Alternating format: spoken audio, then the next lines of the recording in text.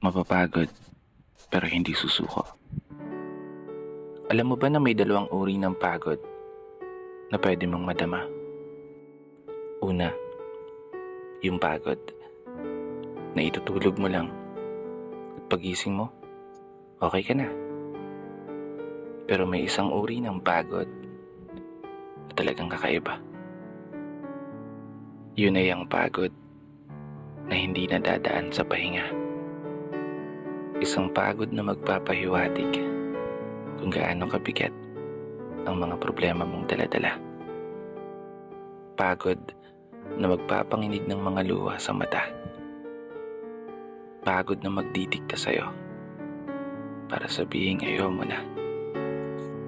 Mapapatanong ka na lang talaga, saan nga bang direksyon ng aking mga paa? Mga paang tila pagod na sa kakahakbang. Mga paang ngimay na sa kada tapak sa baitang ng hagdan. Isang hagdan na magdadala sa akin patungo sa isang palapag na pinapangarap ko. Mapapagod pero hindi susuko. Magpapahinga pero hindi hihinto. Para sa pamilya at para sa pangarap, palaging pipiliin na magpatuloy.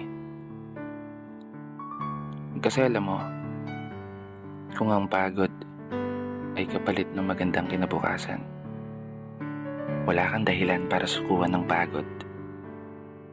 Wala kang dahilan para hindi ka bumangon.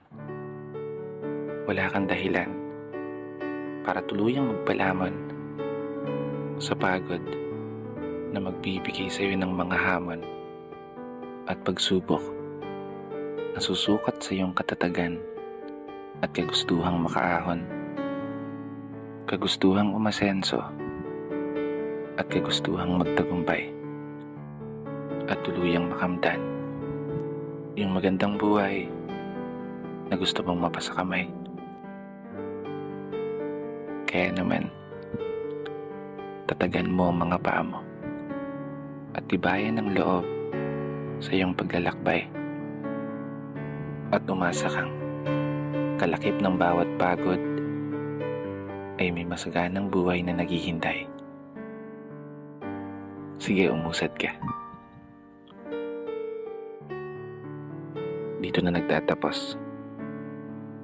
Kaya isang pagpupugay para sa lahat ng mga tao na patuloy sumasabay sa hamon ng buhay.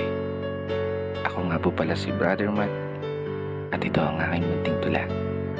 Sana nagustuhan mo.